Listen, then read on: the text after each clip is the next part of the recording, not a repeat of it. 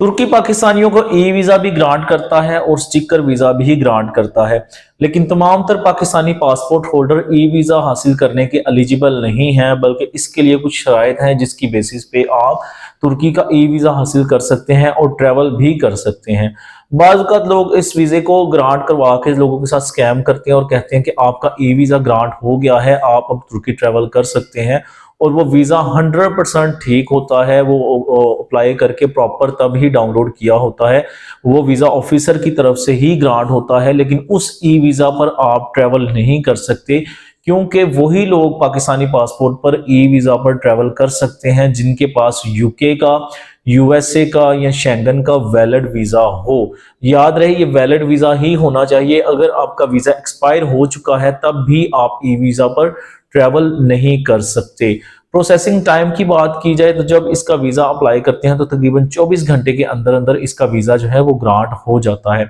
Documentation की बात करें, सबसे पहला वही डॉक्यूमेंट जो मैं आपको पहले ही बता चुका हूँ कि आपके पास वैलिड वीज़ा होना चाहिए, यूएसए का, यूके का या शेंगन का। सेकंड, आपके पास जो डॉक्यूमेंट होना चाहिए वो पासपोर्ट की स्कैन कॉपी होनी चाहिए, आईडी कार्ड, फ्रंट बैक और वाइट बैकग्राउंड पे पिक्चर आपने देनी होगी।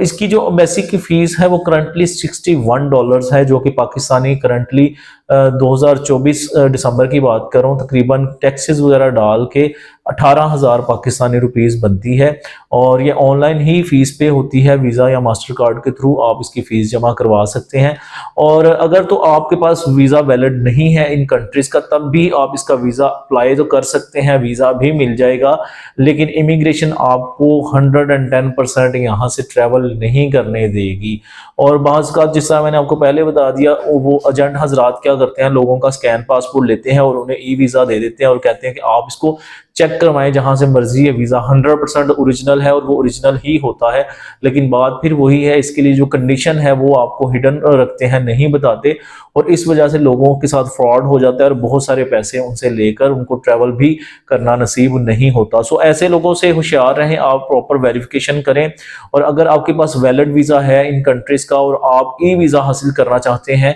क्योंकि स्टिकर वीज़ा की जो फीस है तकरीबन 55,000 समथिंग है और ई वीज़ा की फीस भी कम है। सो अगर आपके पास इन कंट्रीज के वैलिड वीज़ाज हैं तो आपको स्टिकर वीज़ा अप्लाई करने की ज़रूरत नहीं, क्योंकि स्टिकर वीज़ा अप्लाई करने के लिए आपको एनातोलिया में जाना पड़ेगा, जिनके ऑफिस लाहौर, इस्लामाबाद, पेशावर और इस तरह गुजरांवाला में है। तो ये आप घर बैठे ही इसका वीज़ा अप्लाई करवा सकते हैं जी, और आपको तमाम तर ये स्कैन डॉक्यूमेंट्स देने होंगे। सेकेंडली, इसकी प्रोसेसिंग टाइम भी बहुत कम है और फीस ऑलरेडी मैं बता चुका हूँ इसकी डेफिनेटली कम है। सो इसका ई वीज़ा अगर आप हमसे प्रोसीड करवाना चाहते हैं, ये तमाम तर डॉक्यूमेंट्स आप हमें स्कैन में दें और आपके बिहाफ पे हम आपकी फीस भी जमा करवाएंगे और आपको वीज़ा जो है वो प्रूव करवा के आपको हम थ्रू जो है मेल या व्हाट्सएप के थ्रू भी सेंड कर सकते हैं। जितने भी ई वीज़ाज हैं अमूमन उनके लिए ओके टू बोर्ड चाहिए होता है, सो वो डेफिनेटली वही करेगा जो आपकी टिकट करेगा, लेकिन इसके लिए आपको किसी भी किस्म की परेशानी का सामना नहीं करना पड़ेगा, बल्कि ओके टू बोर्ड भी जो है वो ईजिली आपको मिल जाता है। सो इससे ई वीज़ा से रेलिवेंट कोई मजीद इन्फॉर्मेशन चाहिए हो, मेरा ख्याल है मैंने तमाम तर पॉइंट जो है वो वीडियो में क्लियर कर दिए हैं, लेकिन फिर भी आपको कोई